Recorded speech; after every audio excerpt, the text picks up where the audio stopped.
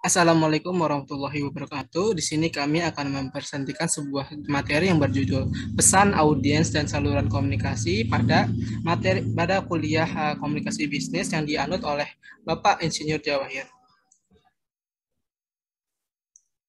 Yang pertama ada membuat pesan. Pengertian pesan itu sendiri adalah pesan adalah suatu kehendak pemikiran atau ide yang disampaikan pengirim sender kepada penerima pesan, namanya receiver. Lalu ada tujuan pesan, information, memujuk atau persuasi, dan memohon kerjasama collaboration. Langkah-langkah untuk membuat pesannya ada pertama ada perencanaan pesan, yang kedua ada penyusunan pesan, dan yang ketiga ada revisi pesan. Selanjutnya adalah langkah membuat pesan. Yang pertama, perencanaan pesan.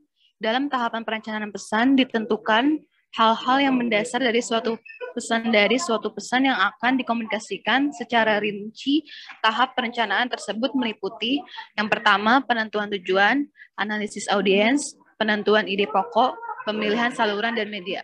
Selanjutnya ada penyusunan pesan. Setelah tahap perencanaan, selanjutnya ide atau gagasan dituangkan ke dalam pesan tertulis.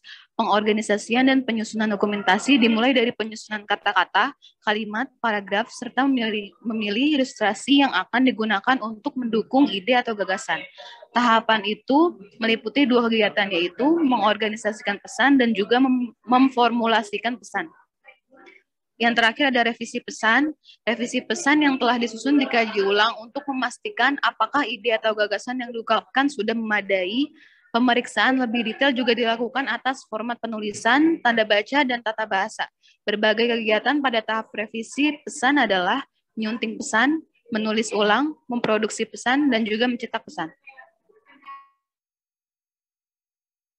Next.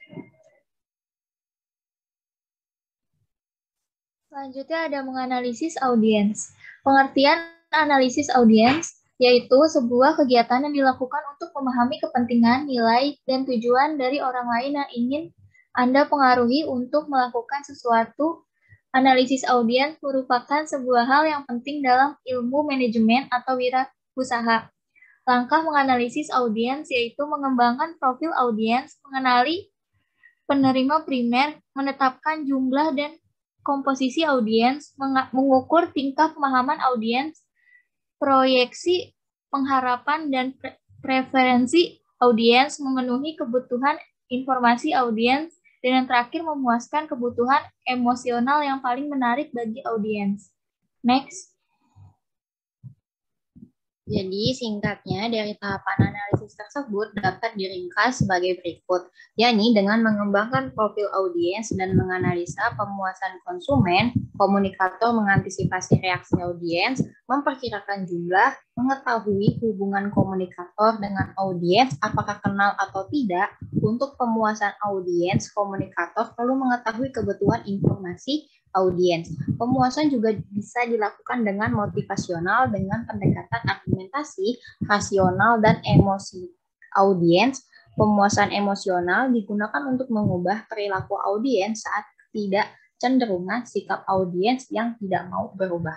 Next. Selanjutnya ada menentukan ide pokok.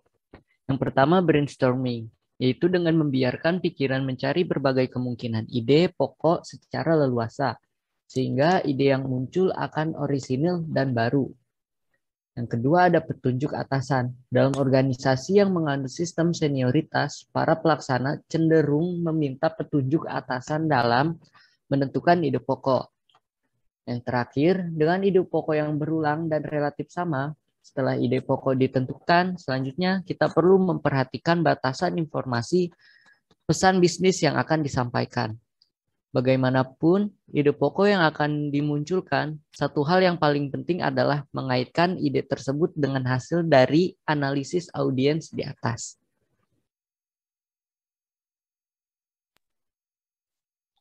Terus ada memilih saluran komunikasi.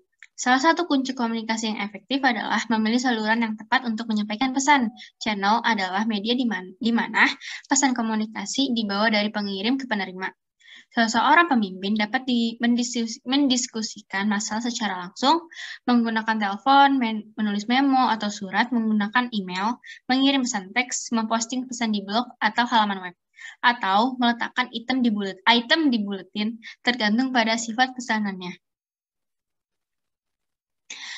Dibagi menjadi dua, yaitu yang pertama ada saluran komunikasi personal. Saluran komunikasi personal atau pribadi itu biasanya mencakup 2 atau lebih orang berkomunikasi secara langsung satu sama lain. Mereka dapat bertatap muka, telepon, surat elektronik, atau chatting melalui internet.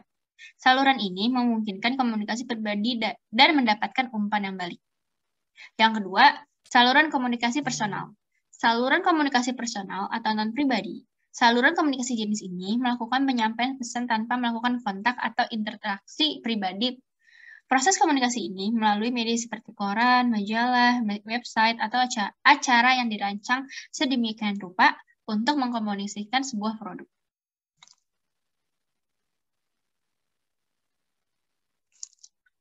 Terima kasih. Wabillahi taufiq wal hidayah. Wassalamualaikum warahmatullahi wabarakatuh.